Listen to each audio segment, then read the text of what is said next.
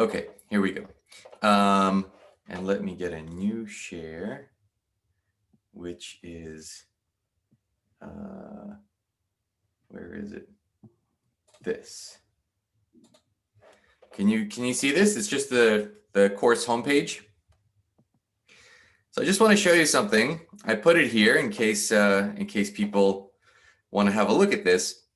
There's a really fun article. If you click the image, I guess I should make it obvious that the image is meant to be clicked.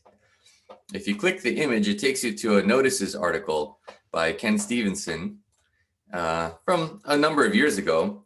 But it's a really fun article which explains, among other things, a way of doing the Riemann mapping theorem, but doing it explicitly. So the Riemann mapping theorem, we have this like very non-explicit way of seeing it. Can you, when I click on this, you see this?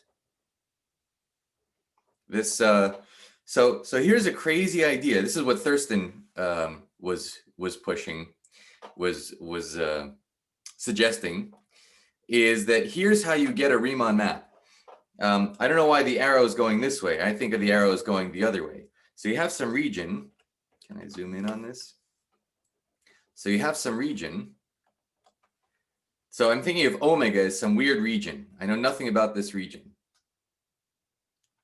Okay, and I just pack as many circles in a hexagonal packing as I can, all of some radius epsilon. So far, so good. That packing of circles. All right, let me switch to where I can write so I can explain what I'm saying. Actually, there should be a way of doing this. Let's see. If I stop sharing, but then I put this maybe side by side, will that work? So that I can write and we can see at the same time. Let's try this. Okay, so now you can see both. Here we are. So here's Thurston's crazy idea. So explicit Riemann mapping theorem.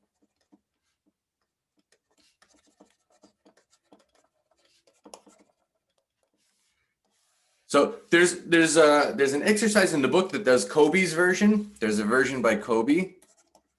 There's a version by Kobe.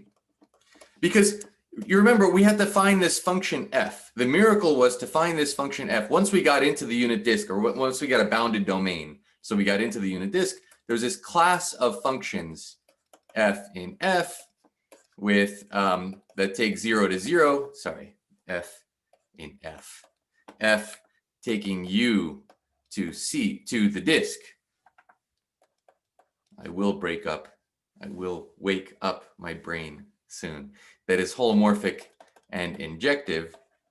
And then we found an element, we found a function f in f with supremum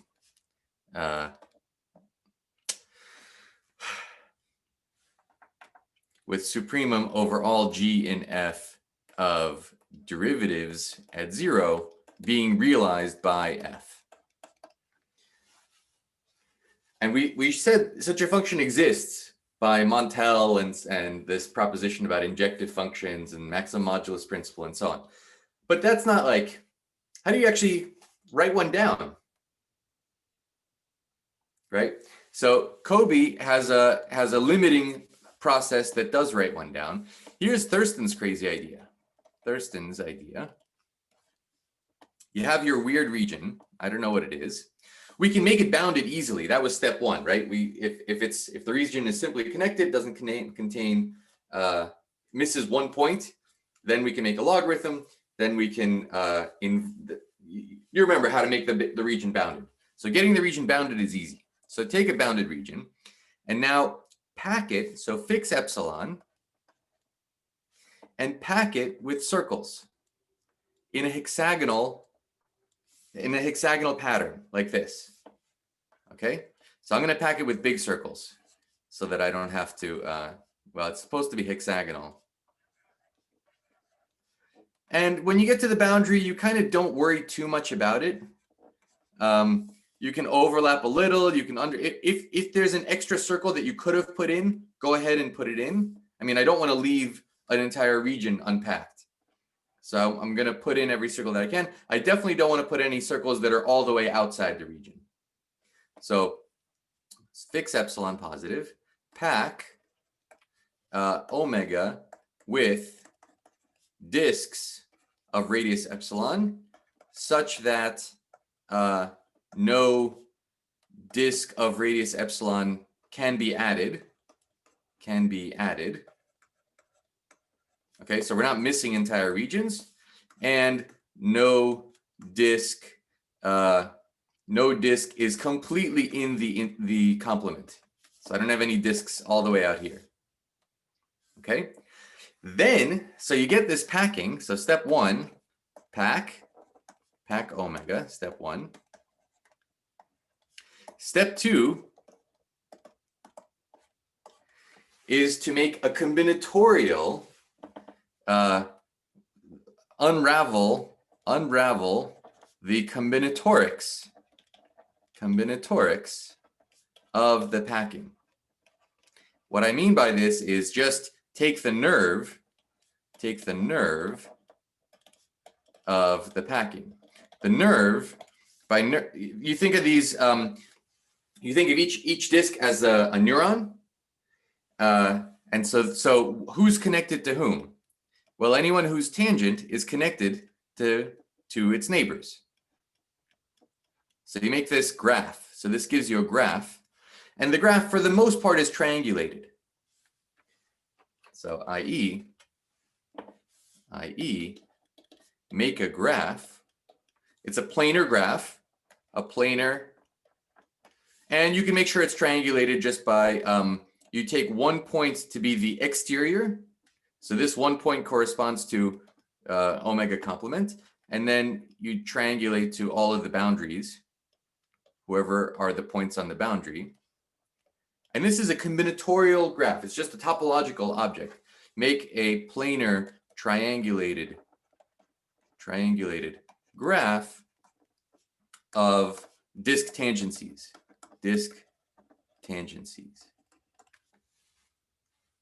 Okay?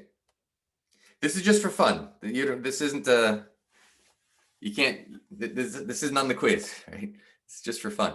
So once you have a combinatorial object like this, so step 3 is geometrize.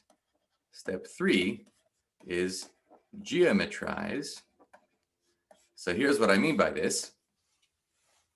And of course, Thurston's thinking about geometrization at this time, the work that eventually, in another setting, proved the Poincare conjecture. So geometrize means you have your kind of random looking topological combinatorial. It takes a topological, by which I just mean continuous. I'm not even drawing, these don't have to be straight lines. Like there's going to be boundary points up here, and I'm going to want to connect them if they're supposed to be boundary circles.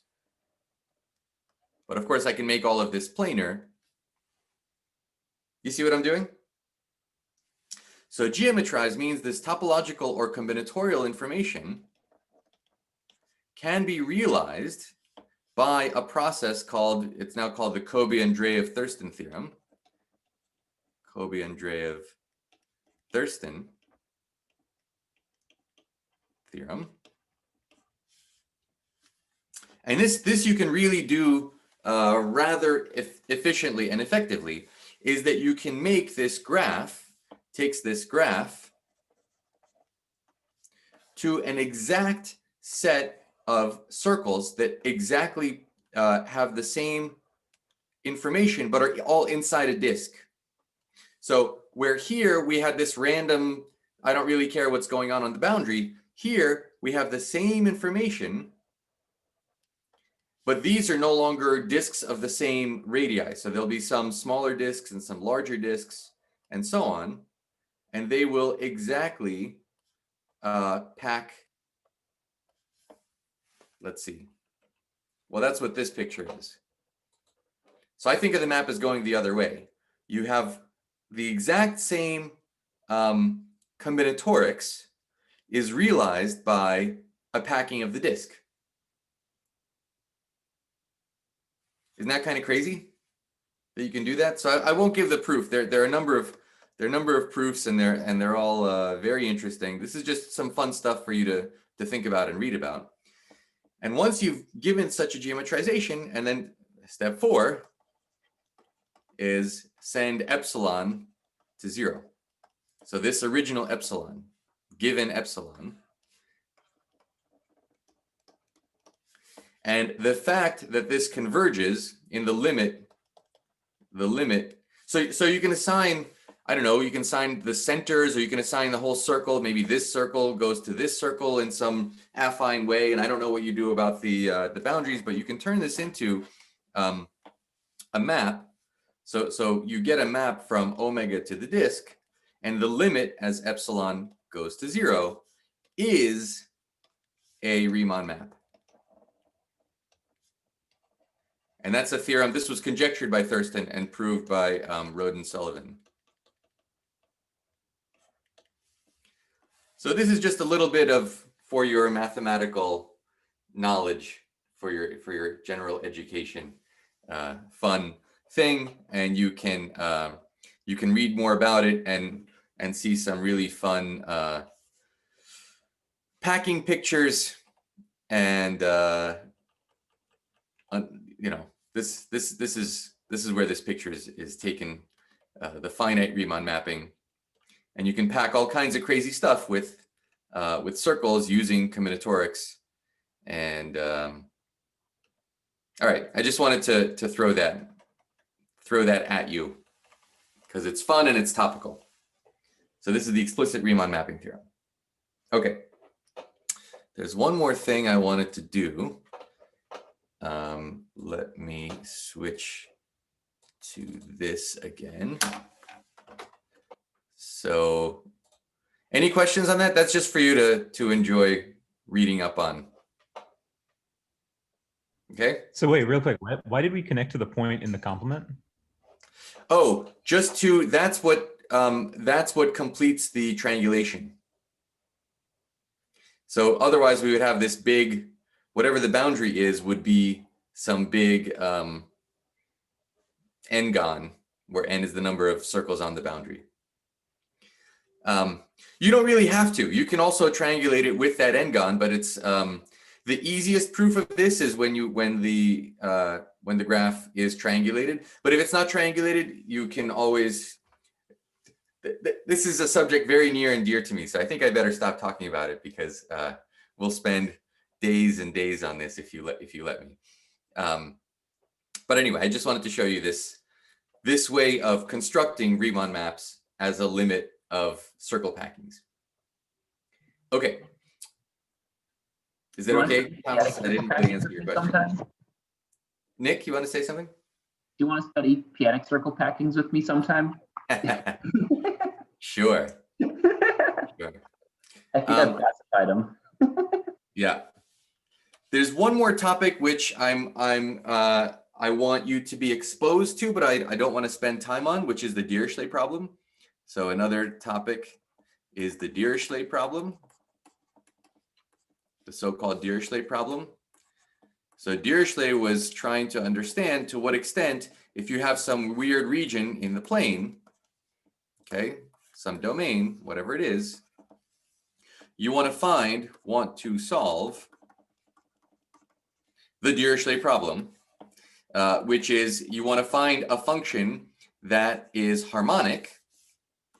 So U is harmonic.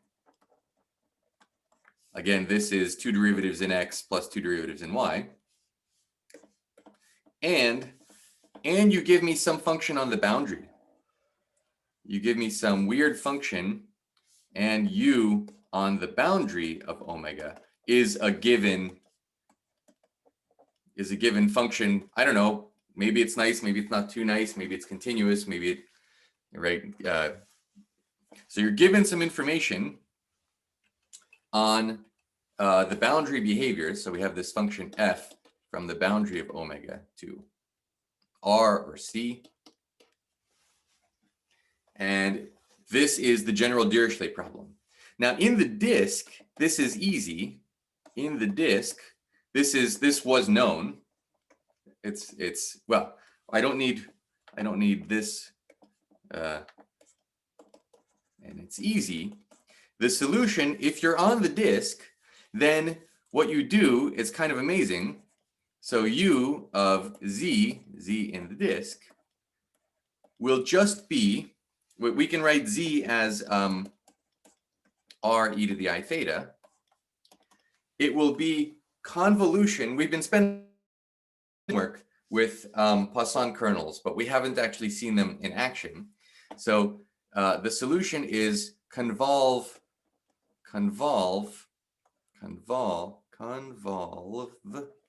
with the Poisson kernel. In other words, remember the Poisson kernel? What's the notation? PR theta. So this is this function 1 minus r squared over 1 minus 2 cosine theta plus r squared. We've seen this in a lot of homework problems. And maybe you were wondering why I keep putting problems about this, but we've never really talked about it. So these Poisson kernels have lots of amazing properties. And what you want to do with a kernel is make an integral operator. So what you do is you integrate over the boundary of the disk. So again, if we're given the disk, the boundary of the disk is of course the circle. And so we have a function, pretend we have a function on the circle. And what we're going to do is integrate over this boundary of the disk. PR, R is the radius at phi times f of theta minus phi, d phi. So this is a convolution. We have a kernel, which means we're going to integrate against this function. And it turns out that this is exactly the thing which will have, this solves the Dirichlet problem.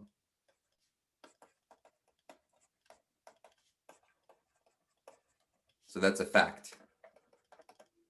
And there's a whole chapter in the book that if you are interested in this kind of PDE stuff, there's a really good discussion there. Okay, so if we know how to solve this problem in the disk, how in the world would that tell us anything about how to solve it in general?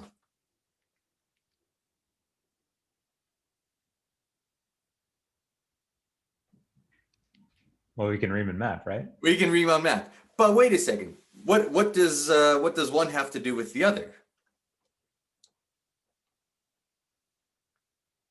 Well, I'm guessing we preserve the Laplacian.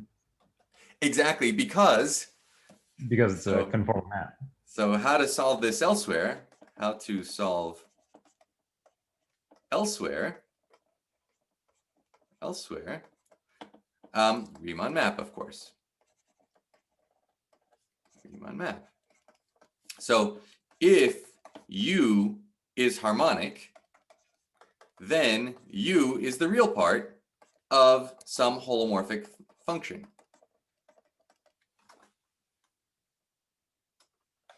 And so if you have a Riemann map, let's see, am I going to be able to get this right? Let's say we have a Riemann map from the disk, let's say by F to U. Oh, F. I need to call this something else. Big F. Okay, so if this is a conformal map, biholomorphic, conformal, these are the same thing. I'm just writing both words. So we know that there exists a holomorphic function on the disk. So we're given this, we want U on U, such that boundary delta U is 0 and U on the boundary is this F. So if we take F inverse, big F inverse, so solve boundary U hat u twiddle equals 0 and u twiddle on the boundary of the disk is equal to, it's a function on the disk. So I guess I want f, and then I take f. So f will take the disk to u, and it'll take the boundary of the disk to the boundary of u. And little f takes the boundary of u to a complex number. So I want to solve this problem on the disk, which I know how to do. It's just Poisson kernel. And then u hat is the real part of some function f hat, where f twiddle is holomorphic on the disk. I think you want an inverse on your f, or your big F. So big F takes me from the disk to u. And I want u twiddle to be a function on the disk. Oh, so we're choosing, oh, okay, sorry. I thought we were choosing little f given the real function on, okay, right, makes sense. So f twiddle will be holomorphic on the disk, and u twiddle will be on the disk. And this, if you like, we can call f twiddle, which will be on the boundary of the disk. Does that make sense? And so there's this holomorphic function on the disk. Then I guess f inverse goes from u to the disk, and then I do f twiddle. I'm doing this I need to call something else. God. Let's call these g's. Is that what you were worried about, Thomas? No, I just got the setup mixed up. I see. F is going to be my little boundary function. So I have the boundary, on the boundary here I have f. I pull that back to f twiddle on this boundary. In the inside, I have a holomorphic function g on the disk, or g hat rather, g twiddle. So g twiddle is a holomorphic function on the disk. So f inverse g twiddle is a function which I'll call g. F inverse, so that takes u to g to the complexes. So g is a function from u to the complexes, which is holomorphic. And the real part of g, if I call that u, that will be harmonic. And its value and u restricted to the boundary of this region u will be exactly, well, it's g, it's the real part of g restricted to the boundary, but that exactly by construction will recover our original f on the boundary of u. Okay, precisely because compositions of holomorphic functions are holomorphic, Jesus. Okay, so this is holomorphic. This is holomorphic, hence its real part is harmonic. So we go from solving the Dirichlet problem on the disk to solving it anywhere just by pulling any problem back to the disk, solving it there, and pushing it forward. Does that make sense? So there are three topics that I want to hit. One is that you can do the Riemann mapping theorem explicitly by this circle packing process. Two is that the Riemann mapping theorem also tells you some amazing stuff about solving PDEs, like the Dirichlet problem. Are we ready for three? Any questions on solving the Dirichlet problem?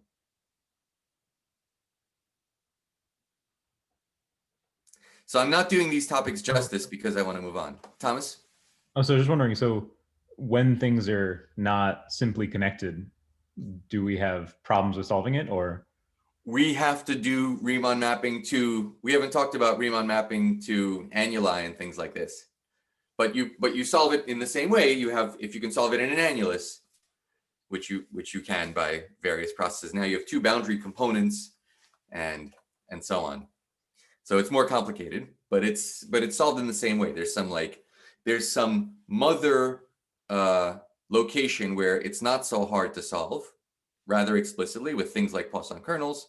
And then you send any other thing, whatever its genus is to that mother, whatever number of holes it has, to that kind of base location. I mean, that's just a general principle. In practice, it's another matter. The last thing I wanted to do is take this opportunity to introduce you to the topic of quasi-conformality as opposed to conformality. So conformal, again, so I want to talk about quasi-conformality.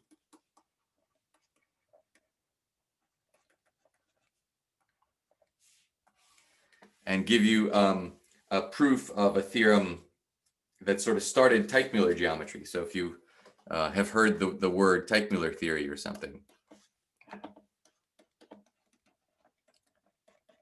Teichmüller. This is like the baby step in Teichmüller geometry.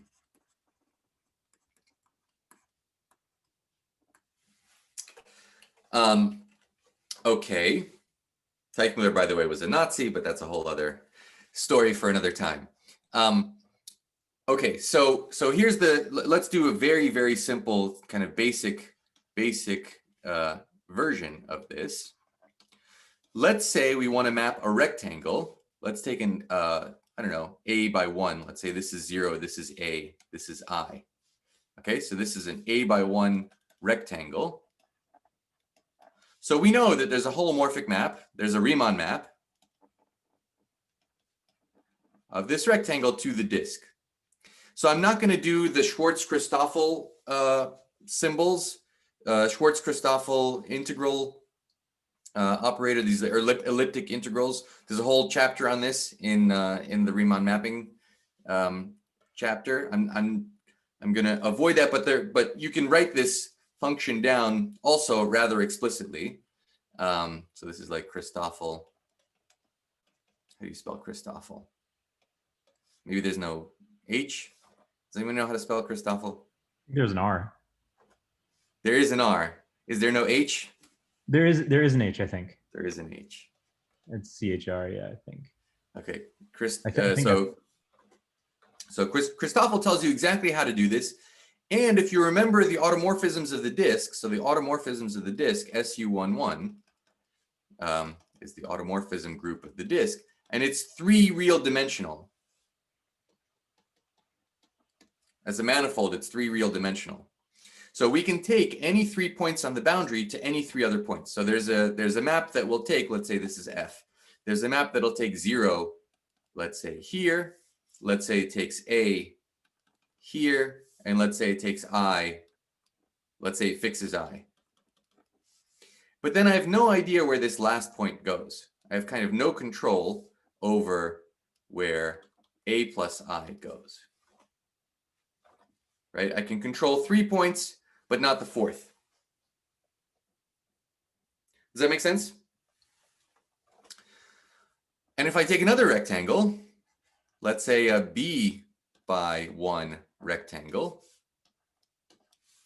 I can do exactly the same thing. I can send 0 to the, so let's say I have a map G. So I can make G be the same. I can make I be the same. I can make I go here. I can make B go there, but I don't know where this point is going. So this point goes somewhere else, G of B plus I.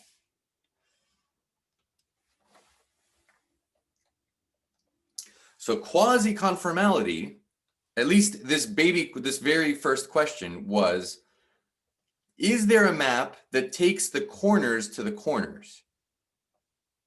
I'm going to lose the fact that it's conformal. So of course, if I compose F and G, I'm going to take, so F and G inverse or whatever. So F compose G inverse is a map from the A by 1 rectangle to the B by 1 rectangle.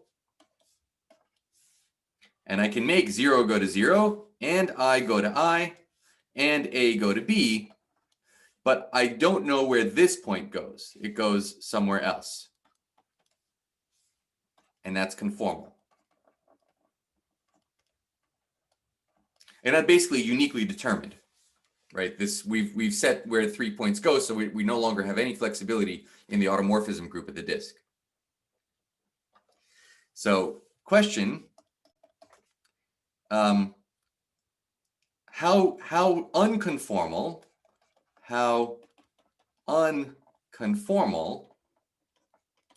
must a map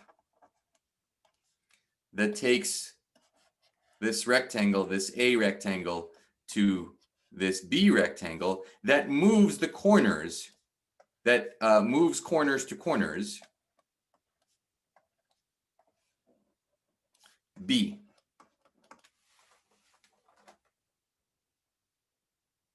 That's the question.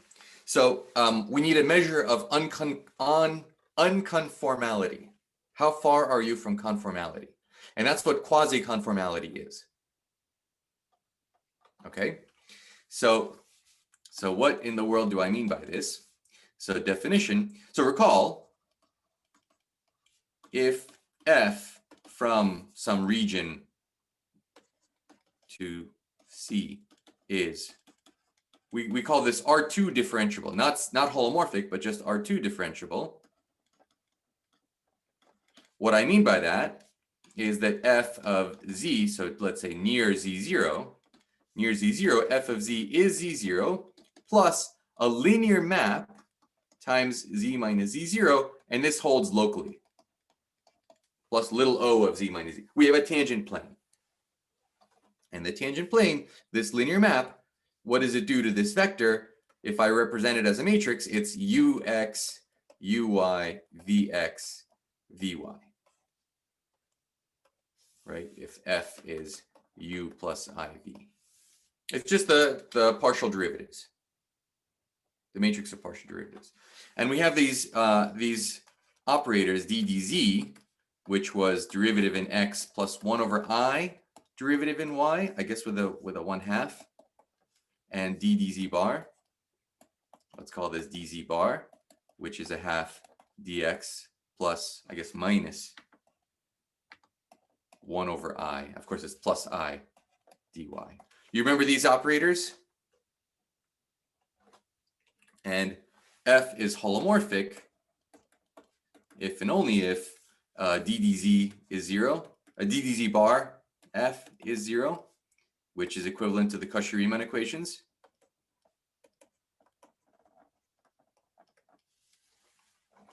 You remember this is like week 1 stuff. The Cauchy-Riemann equations, the diagonals are the same. Ux equals Vy, and the off diagonals change by a sign. They're the same except with a minus sign. Cauchy-Riemann equations. Okay, so here's a measure of how unconformal we are. So in general, this linear transformation L is a linear transformation, linear map. It's going to take a unit circle, so the unit circle, to, well, something. It's linear, so it fixes 0, and it's going to take it to some kind of ellipse. Right? There's some largest eigenvalue and smallest eigenvalue. There's like lambda plus and lambda minus. I mean, it's in GL2, so there's a large eigenvalue,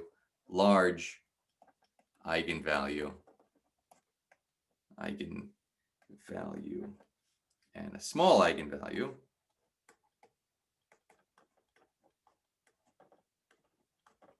And let me leave it as an exercise that this large radius, the out radius, there's an out radius and an in radius. So this is the out radius.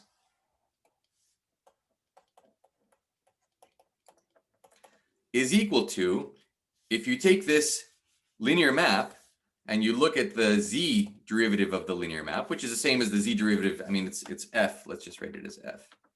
Oops. It's fz plus fz bar will be the out radius, and the in radius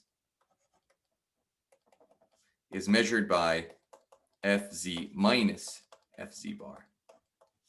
Okay, so this is like the largest eigenvalue, and this is the smallest eigenvalue. This is some easy explicit computation.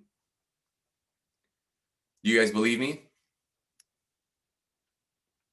And so if we want to understand, remember, holomorphic means that what happens to a circle, well, it can get rotated and it can get stretched, but it has to be uniformly stretched, right? That's what's going to preserve angles. Rotations are okay. There's no shearing allowed. And angles have to be preserved. So a circle goes to a circle locally. And so now we're saying, well, what happens in general? In general, a circle goes to some kind of ellipse. I don't know what happens to it, but it has an in radius and has an out radius. And you can measure those, I claim, at least if you're willing to believe this exercise, by this quantity. And so people define, so conformality is measured by something called dilatation. Dilatation. It's like how much dilation do you have, but relative to how much other dilation you have. So the dilatation, often denoted kf at z0, is equal to this ratio, out radius over in radius. So absolute value of the derivative of f of z at z0 minus plus the z bar derivative at z0 divided by the same thing with a minus sign. Does that make sense? Do we still disallow shearing, or does it just look like that in that picture? Shearing would take the circle and push it. Shearing, in fact, let's answer your question by maybe we should have done this from the very beginning. Can you think of a map? So let's do an example. What is a map? Let's find a map. Find a map. Just any, not holomorphic. Just any map that takes this to this. Let's say B is bigger than A, just for argument's sake. That takes corners to corners.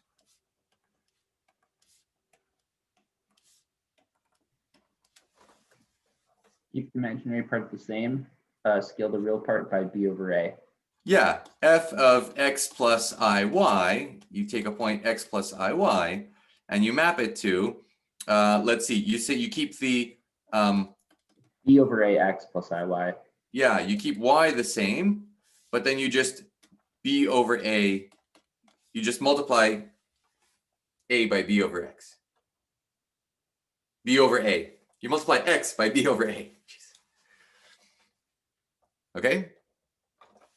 So that is certainly a map. It's a nice differentiable. So this is an affine map.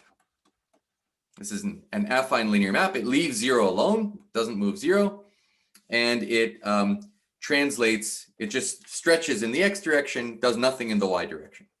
Let's compute the dilatation of this map. Okay, what is kf z0 at a point z0? Okay, so we need to know fz. Fz is a half fx plus 1 over I fy. Right? So what is the derivative of x, partial derivative of x of f in the x direction? B over a, good. Oops. Plus 1 over I. What's the partial derivative of f in the y direction? I, good. You see that, Burchin, right? So what do I get for the partial derivative, the z derivative? Humor me. Burchin, you want to just say it?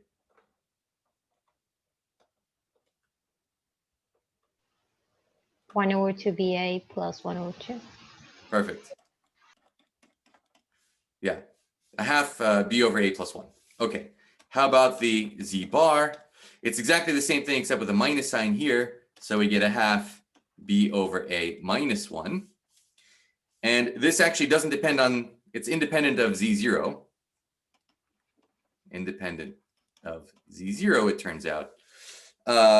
And so what is the dilatation? We're supposed to add the two. The absolute value, B is bigger than A, so this is bigger than 0. So the absolute values don't do anything. The sum of the two, so Fz plus Fz bar over Fz minus Fz bar. The sum of the two, the ones cancel, and I just get B over A. The difference of the two, Fz minus Fz bar, it's the B over A's that cancel, and I get 1 plus 1 divided by 2. So that's just 1. So the dilatation is B over A.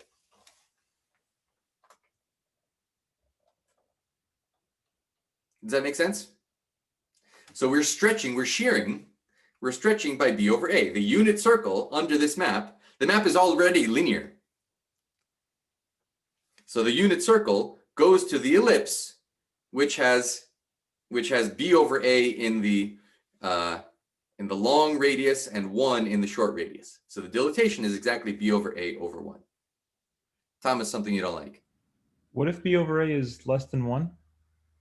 Then this would be negative, and its absolute value would be with a different sign, and the absolute, and then when you put in the I dropped the absolute values from here to here. That's all this allowed me to do, was drop the absolute values. Okay. Then we would have a 1 on top, right? And it would be A over B. Yeah, it would be right, A over B instead of B over A. Gotcha. Okay. Right.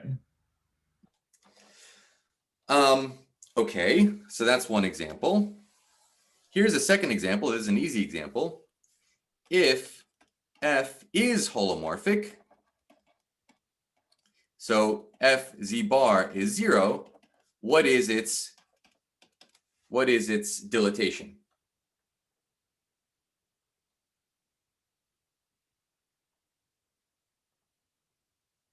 This is the definition of dilatation.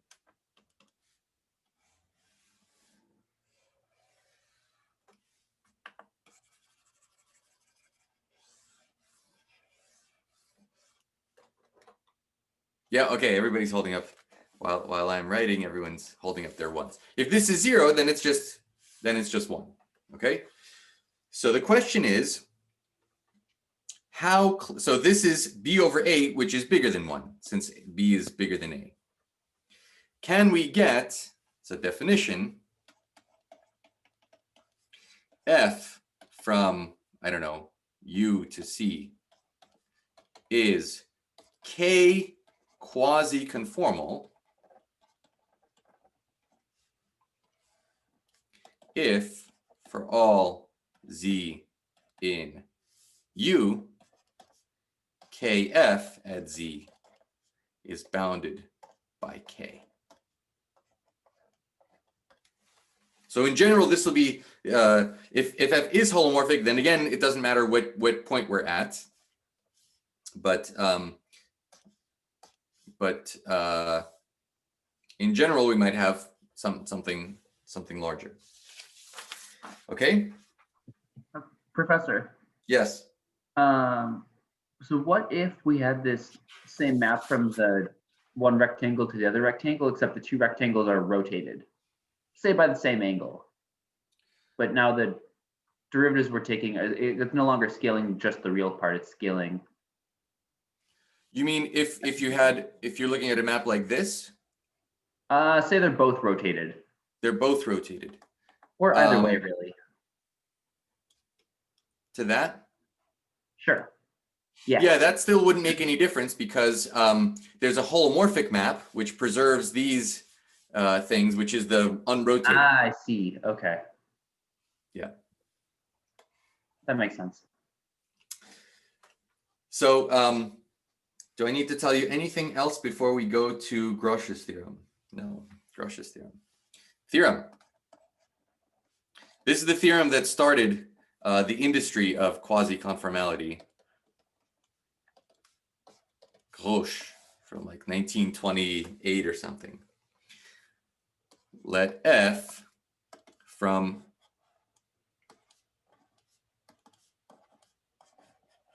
A to B, again, let's say B is bigger than A, be K quasi-conformal, and take the corners to corners.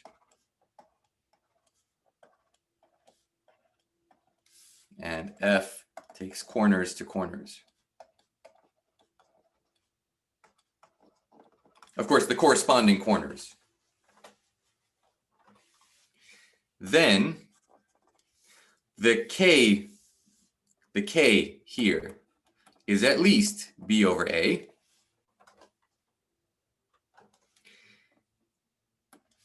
Moreover, K equals B over A implies F is affine.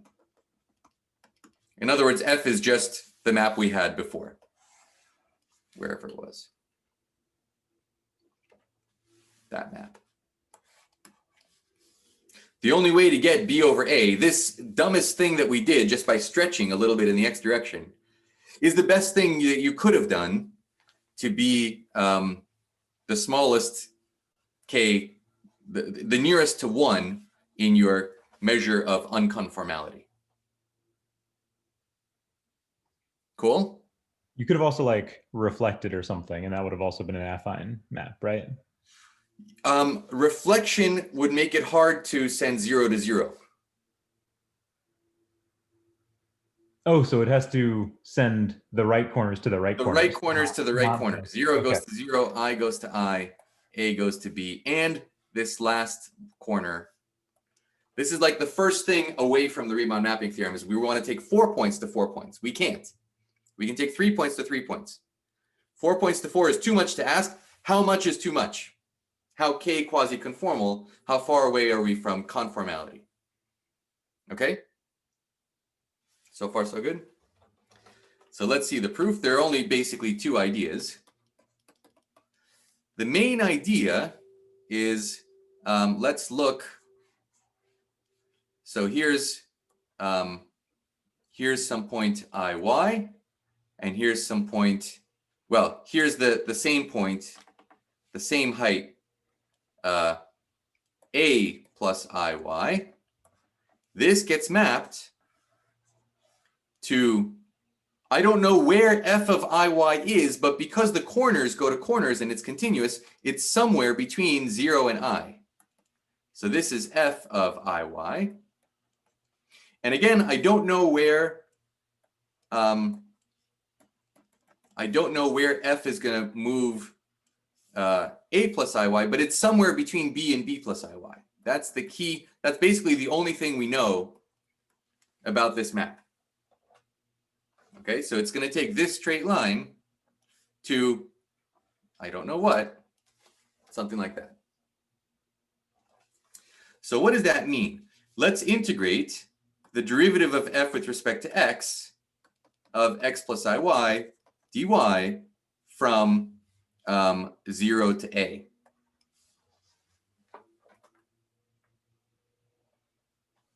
Okay.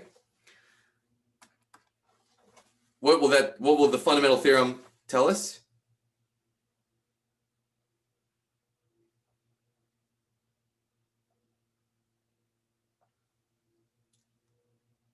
So I'm integrating over this horizontal line as x goes from 0 to a, but the derivative of f in the x direction.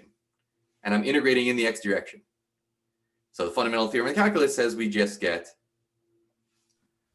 the difference? The difference at the boundary, exactly. So this is f of a plus iy minus f of iy. Right? When x is 0 and when x is a, we get to put f back in. Now I'm going to take absolute values. This is at least what?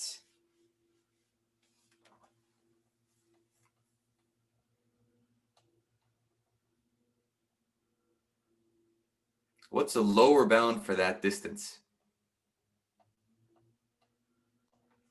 Remember, that's these 2 points. It's at least b, right? The distance between them is at least b. This is where we've crucially used that the 4 corners go to the 4 corners. If the corners didn't go to corners, you could have, let's put this in some light color. You could have had f of a plus iy wind up here, and then that distance would be less than b. That could be less than b. Okay, so that's what is ruled out by the fact that the 4th corner does go to the 4th corner. Does that make sense? Okay, but now let's continue a chain of inequalities. We'll take absolute values inside. 0 to a absolute value of fx, x plus iy, dy. By the way, the derivative with respect to x is the derivative with respect to z plus the derivative with respect to z bar, right? There's the z derivative and the z bar derivative. And so this is also less, if I put in absolute values, it's also less than the derivative with respect to z plus the derivative with respect to z bar dy. Dy. Goodness. Goodness. No one's stopping me? Dy is the vertical integral. Is that why you're confused? Are you confused? Oh my goodness. This is not my day. You know, sometimes I have good days. Do I have good days, or is every lecture I'm just telling you it's not working out today? Let's go. Wake up. Dx. I think your status quo days are very good days. Okay, that's kind of you. Yeah, So baseline's pretty high. okay, thanks. We have this inequality. Everybody's happy with this inequality now? This is true for every fixed y. So this is for fixed y, for any fixed y between 0 and 1. Right? So along every one of these lines, I have this inequality. So let's integrate in y. Integrate in y. So if I integrate b from 0 to 1, I hope I don't have to convince you that that's b. And now I get an integral from 0 to 1, integral from 0 to a, fz plus fz bar dx dy.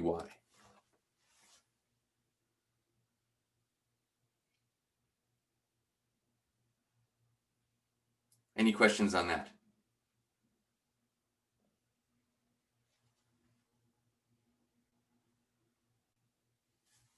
So far, so good? So I've just taken this inequality, which is a term by term, which is a pointwise inequality for every y, and I'm integrating it in y.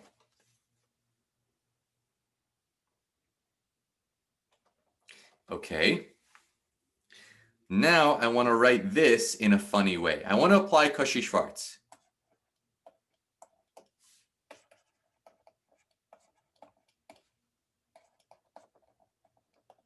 We know the Cauchy-Schwarz inequality. Yes, we've used it before.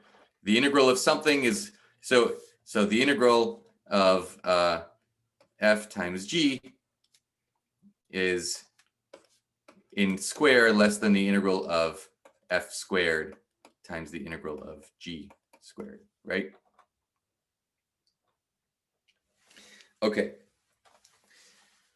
So here's what I want to do. I want to do something kind of funny. I want to write this as f of z plus f of z bar to the 1/2 times f of z plus f of z bar to the 1/2. No objections. This one I'm going to divide by f of z minus f of z bar to the 1/2. And this one I'm going to multiply. We know Cauchy-Schwarz. This one I'm going to multiply by f of z minus f sub z bar to the 1/2.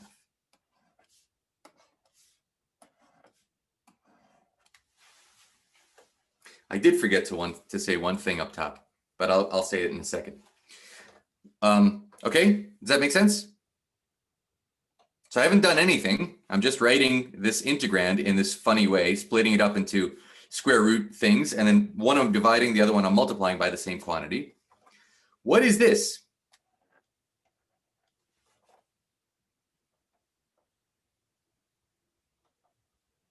K, yeah, you guys see, this is exactly the K quasi-conformality at this point, x plus iy. And I'm raising that to the 1/2. Okay, here I have a difference of squares. So what do I get? Fz squared minus Fz bar squared, and all of that to the 1/2. Okay? But let's recall, let me leave this as an exercise. This is also an easy exercise. I meant to remind you before, but this is an easy exercise that this quantity, Fz squared minus Fz bar squared, is nothing but the Jacobian of F. Right? So it's going to be something like, what's the determinant of this? Ux Vy minus Vx Uy. That's an easy exercise from, you norm square this and you subtract the norm square of this, and a whole bunch of stuff cancels out and you get the Jacobian. So are you willing to allow me to ask of you this exercise? Okay, so this thing is the Jacobian raised to the 1/2 power.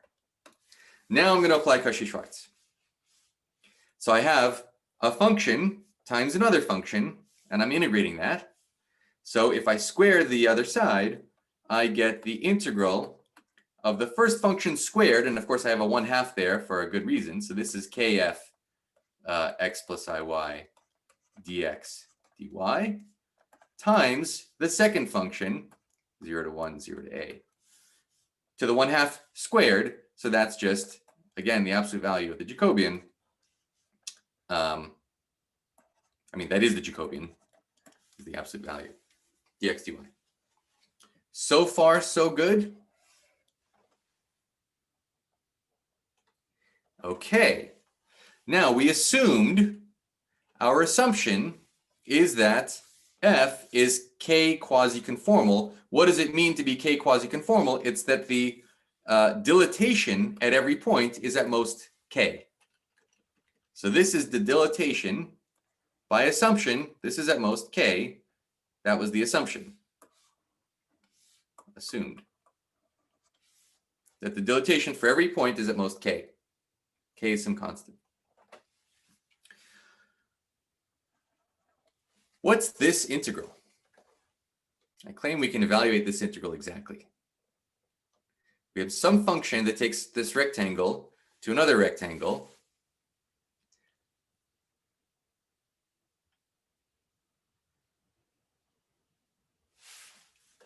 Let's do a side calculation. 0 to 1, 0 to b of 1 x dx dy. That's just the area of the b by 1 rectangle, right? And if I make a change of variables, xy goes to f of x plus iy, then I'll get, Multiple by the Jacobian. you have to multiply by the Jacobian, and the new range of integration is 0 to, if these are the new variables, then the range of integration is the original times the Jacobian dx dy. Right? So what is this Jacobian? What is this integral?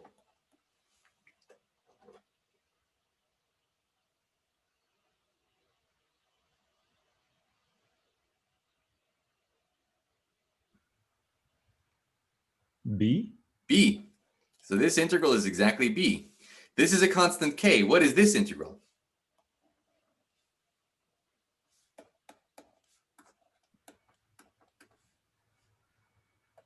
K pulls out. Now it's the area of that rectangle. That's A. And this integral is B. I'm a little confused by why you can say that these integrals are the same down in the corner. These here? Yeah. So if I make a change of variables, let's call this x prime, y prime. So I'm making change of variables, x, y goes to f of x prime, y prime. So it's really x prime and y prime that range in 0 to a, because f was a map. It's really, let's see, I guess it's f inverse. So I'm sending x, y in here to where did it come from? This is really f inverse of x, y. Maybe that's why you're confused. Is that better? So you had some point x prime, y prime. X prime, y prime range in the a by 1 rectangle. But then when you make this change of variables, you have to multiply by the Jacobian, and it's the Jacobian of f, not f inverse. Does that make sense, Kayla? Yeah. Thanks. So I really, when I write this, what I mean is make this change of variables. And then you're happy with the integral being b. Yeah, great. So what do we prove? Let's divide both sides by b and by a. K is at least b over a. You can't do better. If you're K quasi-conformal, you can't do better than the affine map. Does that make sense?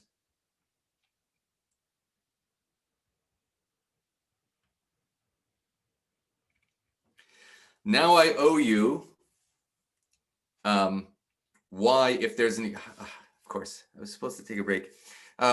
Let's finish, we're gonna finish this calculation and take a break. I owe you y equality. So this is the first step. Is everybody happy with this calculation? I owe you y equality means that there's only, that f is affine. Should we do it now or do you need a break? Let's finish it and be done with this and move on to a new topic. Yeah, okay, let's finish it and be done. So let's look back over the proof. So this finishes this. If k equals b over a, then all of our inequalities in this proof are equalities. We didn't lose anywhere. We never lost any information. Okay, so let's look, for example, here. This is the first place where we can look. If this absolute value is at least this absolute value, if they're equal, if this absolute value is equal to that absolute value, and that's equal to this real number b. So the first thing we have is that b is equal to the integral from 0 to a fx dx dy, which is also equal to the integral from 0 to a absolute value of fx dx dy. What does that mean? Well, first of all, it means that fx is real. So fx is real for this integral to be the same. Fx is ux plus I vx. So that means vx must be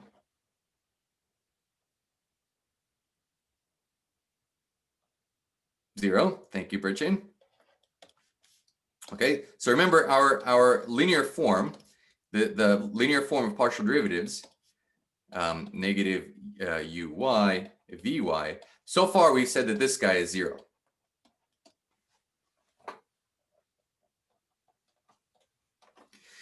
Our next inequality, which is now an equality, is that this is equal to f of z plus f bar of z.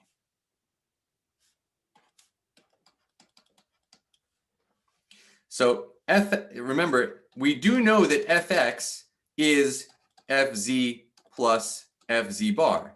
So what does it mean that when we take absolute values, we still get the same thing as fx? That means z and z bar are in the same direction. Okay. Remember, fz is fx is a half fx plus 1 over y fy, 1 over I fy, and fz bar is a half fx minus 1 over I f of y. Let you conclude that from here that uy is also 0. So let me leave that as an exercise. So this is also 0. So so fx, so what we see is that fx is just ux, and fy, this thing is gone. It's just iuy, ivy. And then we know what fz is and what fz bar are. Fz is ux plus vy, and fz bar is ux minus vy.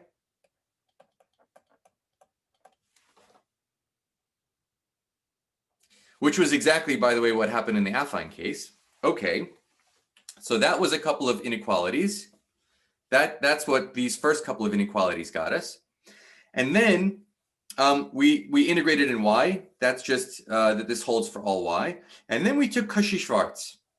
So when does Cauchy-Schwarz not lose? When does Cauchy-Schwarz lose nothing?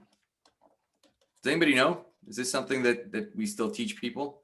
If the integral of fg is equal to the integral of f squared times the integral of g squared?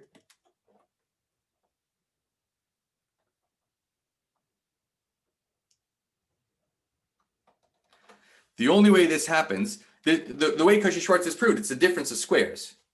So so a difference of squares is always positive, right? That's all that's going into Cauchy-Schwarz. If a difference of squares is always positive, a difference of squares is, sorry? Like f and g are like parallel to each other in terms of vectors, vector space, like function spaces. Like Exactly. they are not. Exactly. So in fact, f and g are constants. If f and g change at all, then you get a fluctuation. So the way Cauchy-Schwarz is proved, it's exactly what Rishab said. If what you're doing is something like a square is positive, and if that inequality doesn't lose, it's that the square was 0 the whole time. And the square is measuring the change in f and g. So this implies that f and g are constants. So if we lost nothing here, so this inequality tells us that kf is constant and the Jacobian is constant independent of the location, independent of z in the rectangles in this a by 1 rectangle. But the Jacobian is fz squared minus fz bar squared, and the quasi-conformal factor is fz plus fz bar over fz minus fz bar. And if both of these things are constant, whatever constant it is, we know the product and this is the product fz plus fz bar times fz minus fz bar, right? So we know the product of two things, and we know the quotient of two things. The product and the quotient of two things, sorry, it's that f times g is constant. F times g is constant. So if we know that the product of two things and quotient, so product and quotient are constant, implies the thing itself implies fz plus fz bar is constant and fz minus fz bar is constant. But of course, one of these is ux is a constant and vy is a constant. So this means that ux is a constant and vy is some other constant. And the derivative is constant, doesn't depend on the location, 0, 0 times some other constant. And that's exactly what and that's true for all z. This is for all z. It's the same constant, which means f is affine. All right. I tried to rush through this. This is just for you to know something about K quasi-conformality. It's a fun exercise in Cauchy-Schwarz. Let's take 3 minutes and we'll change subjects yet again. I'm just cleaning up some things I want you to know now that we've done the Riemann mapping theorem. So I wanted you to know something about K quasi-conformality. I wanted you to know about the discrete Riemann mapping theorem or explicit Riemann mapping theorem from circle packings. And I wanted you to know, what was the second thing? What was the middle thing? The Dirichlet problem? The Dirichlet problem, thank you. Something about PDEs. All right, let us take a little break. Definitely I need it.